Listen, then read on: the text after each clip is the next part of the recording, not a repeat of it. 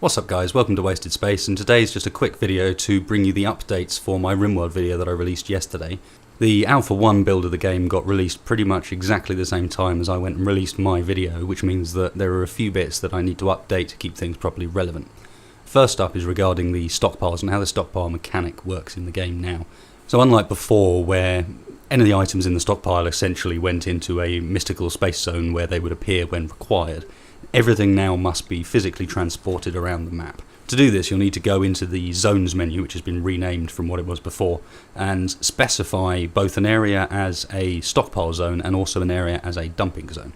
Now, you can have any number of these zones, and depending on how you set up their priority and what exactly goes into each one will affect how exactly your colonists go about using them.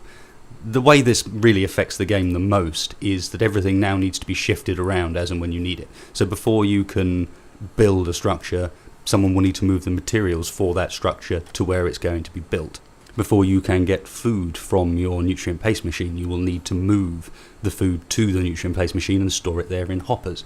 And this has, to some extent, slowed the game down a little bit because you've got everything needing to be moved around, but it also gives you a lot more control over exactly how things are used and where exactly they need to be moved to. All of this can be controlled just by clicking on the various zones or on the various dumping zones, and in there you get a menu that both shows what is being put into that dumping zone, but at the top you can also change the priority, so you can have one dumping zone as, say, your main dumping zone, and then you can have an overflow somewhere else, just as an example. The two things to watch for really regarding this and how this has affected things is, firstly, the dumping zones by default will accept corpses, and this isn't a great idea. It means your colonists will always be walking backwards and forwards past dead bodies. They don't like that very much. The other part is regarding needing hoppers for the nutrient paste machine. These need to be built around the machine, and people will need to move food to the hoppers in order for the machine to work. Now, there's a new work type in the overview screen to control this called cooking, but in reality it seems to work fine. You just need to be aware that you have to have those hoppers, otherwise you won't get any food out of the paste machine at all. The final area in which the stockpile changes have affected things is regarding the trade system. You now need a launch pad in order to sell items, and those items actually need to be on that launch pad in a stockpile zone. So you need to set up your priorities and so on correctly in order to get your colonists to move, normally weapons, onto the launch pad so that you can sell them easily. Aside from that, there's been some tweaks and some tuning to the AI and also to things like recruitment chance in the game, and these obviously are not something you can see, but you will feel it a little bit. The game does feel slightly more strict when it comes to recruiting new prisoners, for example.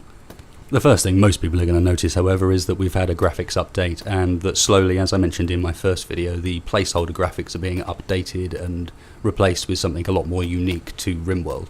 And already the guys are looking a lot cooler because of it. Everyone now has their own unique clothing, and there is a clothing system coming down the line, but right now you can't control it. But suffice to say, it's a lot cooler seeing everyone looking different. On top of that, the mod system is already starting to be implemented. It's not fully fledged and off we go yet, but there is the ability now to mod the game, and it's being really encouraged by Ludeon Studios that people go out there and give that a go, which is really cool. I hope to see that continue, and really interested to see what the community come up with mod-wise. So that's the main gist of the changes in this alpha build. I'm really pleased to see this scale of updates being done to the game already, and I'm looking forward to see what they come up with in future as well. As soon as there's anything to tell you, I'll be bringing you all the information to know, and thank you very much for watching, guys. I will see you next time.